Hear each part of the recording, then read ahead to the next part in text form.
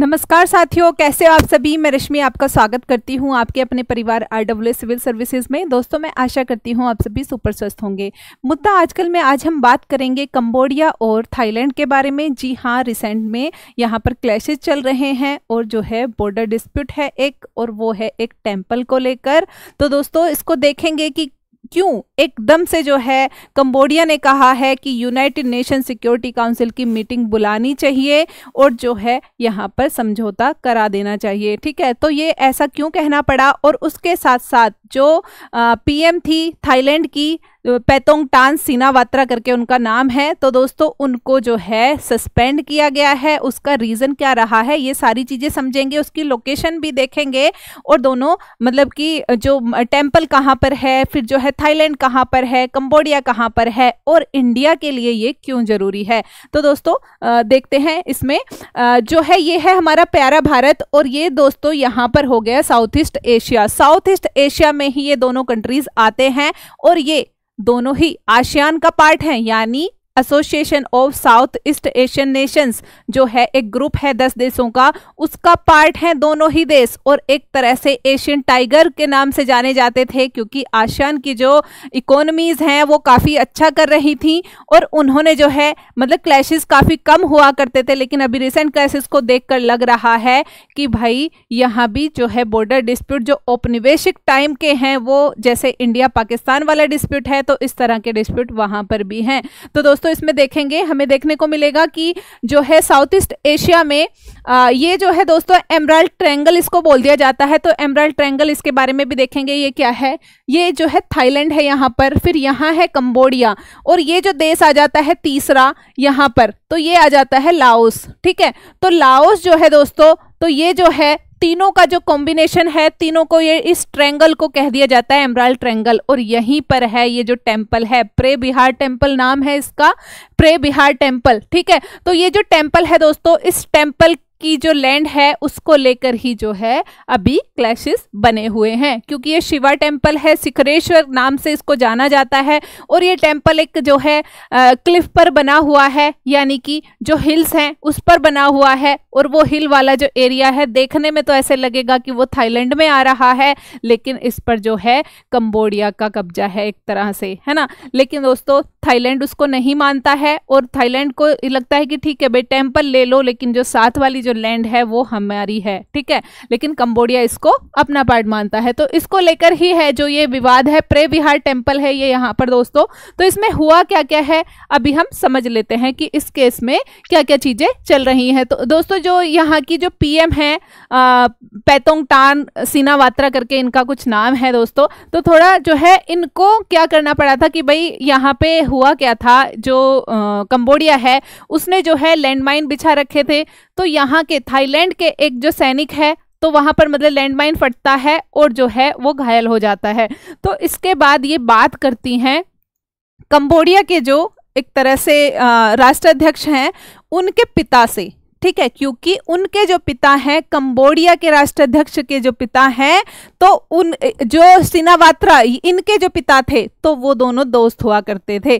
ठीक है, तो कभी उन्होंने शरण दी थी इनके पिता को, तो उनके पिता से बात करती हैं और उन्हें अंकल बोल देती हैं। ठीक है, ये अंकल बोलती हैं कि अंकल जो है मतलब कि किस तरह से लाइक इस बॉर्डर इशू को सुलझाया जाए। तो ये ठीक से ही बात करती हैं, लेकिन जो है उसके साथ साथ वो बताते हैं भाई सेना अध्यक्ष आपके इस तरह से कुछ बोल रहे हैं, तो ये कह देती हैं उनको छोड़िए, मुझसे बात करिए। तो एक तरह से ऐसे लगता है कि भाई जो है इन्होंने एक रिक्वेस्ट की है उनसे और जो है बैकफुट पे ला दिया है थाईलैंड को।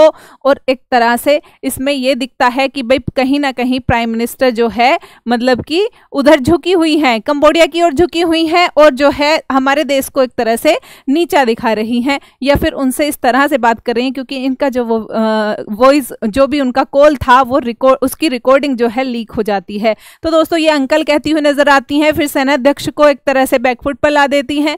तो इस वजह से इन पर जो है इनके जो सांसद थे वो जो है इनको रिजाइन करने के लिए बोलते हैं। ये रिजाइन तो नहीं करती, लेकिन इनको जो है कोर्ट ने सस्पेंड कर दिया वहां पर, है ना। तो इनको सस्पेंड कर दिया गया है। अभी जो डेप्यूटी प्राइम मिनिस्टर हैं वो यहाँ पे सत्ता जो है संभाल रहे हैं यहाँ पर थाईलैंड में। ठीक है दोस्तों, तो उसके साथ साथ अभी जो है मतलब ये रिजाइन कर चुकी हैं, सॉरी रिजाइन नहीं मतलब सस्पेंड कर दिया गया है, क्योंकि फोन जो इन्होंने किया था तो उसका जो रिकॉर्डिंग है वो लीक हो गया है।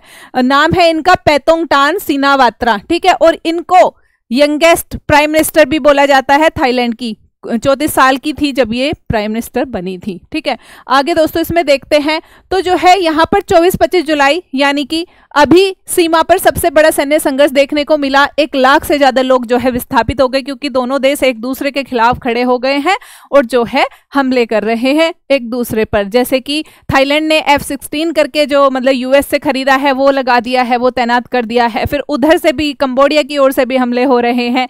इनफैक्ट मतलब थाईलैंड के कुछ हॉस्पिटल्स वगैरह को भी निशाना बनाया गया है। तो ये देखने को मिला है। थाईलैंड के अनुसार 15 मौतें हो चुकी हैं। कंबोडिया ने जो है अभी कैजुअल्टीज के बारे में कोई वो इंफॉर्मेशन नहीं दी है, कोई पुष्टि नहीं की है। अब बात करें जो है संघर्ष की, तो थाईलैंड कंबोडिया जो है 800 किलोमीटर लंबी सीमा मतलब साझा करते हैं।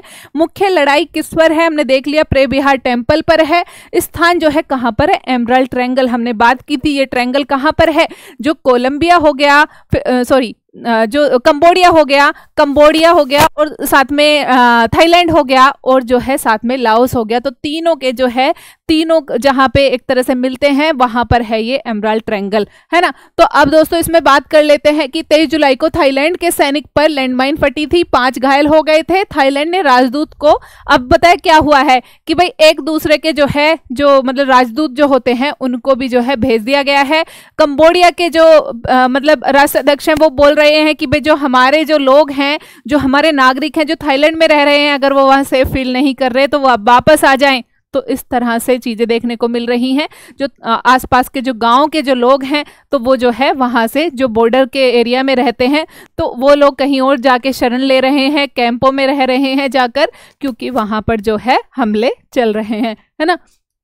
और यूएनएससी से आपात बैठक के लिए बोला है, जैसे कि हम बात कर चुके हैं कंबोडिया ने। ये जो है दोस्तों एक शिव मंदिर है और ये जो है 11वीं सदी का है। 1962 में इंटरनेशनल कोर्ट ऑफ जस्टिस ने इसे कंबोडिया का हिस्सा घोषित कर दिया था। जी हाँ, तो ये शिव मंदिर है शिखरेश्वर करके, जैसे हमने बात की इसकी कि भाई शिखरेश्वर के नाम से प्रसिद्ध है ये मंदिर। और दोस्तों इसको जो है थाईलैंड का दावा था कि मंदिर की पहाड़ी जो है वो हमारे क्षेत्र में है और इस तरह से दिखता भी है। अगर लोकेशन को देखा जाए तो इस तरह से है कि भाई नीचे जो है खाई है जैसा वो दिखेगा आपको, मतलब एक क्लिफ पर है और वो क्लिफ से ऊपर वाला क्षेत्र वो सारा थाईलैंड की ओर जाता है। तो वो जो क्लिफ है तो वो ऐसे लगता है कि भाई, और एक्सिस भी ये सही से थाईलैंड की ओर से हो पाता है। लेकिन जो है दोस्तों क्योंकि खमेर जो सभ्यता थी तो वो कहीं ना कहीं पहले तो दोनों ही इसके अंदर आते थे, थाईलैंड भी आता था, कंबोडिया भी आता था, है ना, क्योंकि इस तरह के मतलब एक ही हिस्सा हुआ करते थे एक ही सभ्यता का। लेकिन दोस्तों जैसे ही मतलब कि खमेर सभ्यता जो है कंबोडिया की ओर जो है वो हो गई थी, मतलब उसी के अंदर सिमट गई थी, तो उस वजह से क्योंकि वहां पर ही जो एक तरह से ये डायनेस्टीज रही कंबोडिया में ही लास्ट में जाकर, तो फिर जो है कंबोडिया इस पर जो है अपना अधिकार मानता है कि भाई जो हमारे जो एक तरह से पूर्वज थे तो उन्होंने ही ये मंदिर बनाया था। तो दोस्तों इसमें जो है देखने को मिलेगा कि भाई ये पड़ता है थाईलैंड के एरिया में, ऐसे लगेगा कि भाई थाईलैंड के एरिया में आता है, लेकिन इसको माना गया है कि भाई ये कंबोडिया का पार्ट है। यहाँ तक कि इंटरनेशनल कोर्ट ऑफ जस्टिस ने भी यही बोल दिया है। ठीक है, तो इसमें देखने को मिलेगा कि दोनों देश जो है पहले खमेर साम्राज्य में ही आते थे, है ना। तो उसके बाद 15वीं सदी के बाद शियाम यानी थाईलैंड जो है और खमेर कंबोडिया अलग अलग हो गए। उसके बाद फ्रांसीसी उपनिवेश बना कंबोडिया, है ना। तो जो है उसने सीमा तय की जिससे विवाद की नींव पड़ती है। F-16Z जो है और BM-21 रॉकेट, टैंक और तोपें इस्तेमाल में आई हैं। अभी मंदिर के आसपास की पहाड़ी पर दोनों ओर से कब्जे की कोशिश की गई है। थाईलैंड ने बताया है कि अस्पताल और पेट्रोल पंप पर हमले का आरोप लगाया है एक तरह से। ठीक है, तो दोस्तों इस मंदिर के ऊपर है जो है, और ये जो है हिस्ट्री में अगर हम जाएंगे तो खमेर सभ्यता में जो मतलब कि वहां पर शासन हुए तो उन्हीं लोगों ने इसको बनाया था, वहीं के राजाओं ने बनाया था, है ना। और जो है उस टाइम पे ये एक हुआ करते थे, लेकिन जैसे बॉर्डर क्लैशेस यानी ठीक से अगर बंटवारा बंटवारा ना हो, यानी बॉर्डर ठीक से ना खींचे जाए, तो फिर जो है वो क्लैशेस का कारण बन जाते हैं इसी तरह से, है ना। और उसकी वजह से मतलब शांति पूरी भंग हो सकती है ना। तो दोस्तों इसमें जो है मलेशिया ने भी मध्यस्थता की कोशिश की, फिर अमेरिका, चीन, फ्रांस, यूरोपियन यूनियन ने तत्काल शांति की अपील की और इस बैठक को बुलाने की भी अपील की गई है। जैसे कि हमने देखा, तो भारत तो दोनों देशों के साथ ही, भाई हमारे आसियान के दोनों पार्ट हैं, तो दोनों से ही हमारा जो है संबंध है व्यापारिक और सांस्कृतिक, और एक्ट ईस्ट पॉलिसी का हमारी ये हिस्सा है। भारत नहीं चाहता कि ये संघर्ष जो है चीन के प्रभाव को बढ़ाए, क्योंकि चीन जो है इस तरह की सिचुएशन में फायदा उठाने की कोशिश करता है हमेशा से, है ना। जैसे कि इंडिया पाकिस्तान वाला जो इस तरह का क्लैशेस है ना बॉर्डर पे, और फिर चीन ने तो खुद हमारे मतलब कितने एरिया को इस तरह से अक्साई चीन इसी वजह से पनपा है ना। तो दोस्तों इस वजह से देखने को मिलेगा कि भाई चीन अपना प्रभाव बढ़ाने की कोशिश ना करे यहाँ पर, है ना दोस्तों। तो इसमें मतलब कि यही है कि भाई इसके साथ साथ मतलब जो आगे इसमें कोई भी डेवलपमेंट होंगे तो हम इस पे जरूर एक और इशू लेके आएंगे। तो दोस्तों देखते रहिए मुद्दा आजकल। नमस्ते दोस्तों।